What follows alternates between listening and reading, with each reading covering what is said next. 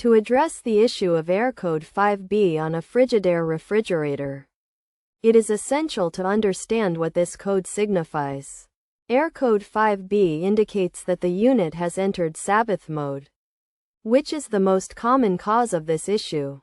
When a refrigerator is in Sabbath mode, it can be resolved through several troubleshooting methods. One approach is to locate the up and down arrows on the side of the fridge and press them simultaneously for 5 to 10 seconds. Then release to see if Sabbath mode is deactivated. Alternatively, pressing the on and off or control button for 5 seconds can also potentially switch off Sabbath mode.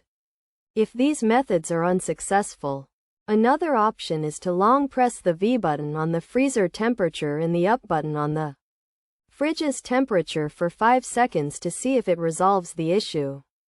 As a last resort, resetting the fridge by unplugging it from the outlet or turning off the circuit breaker for 3 to 5 minutes can also be effective, and then plugging it back in to see if the issue is fixed.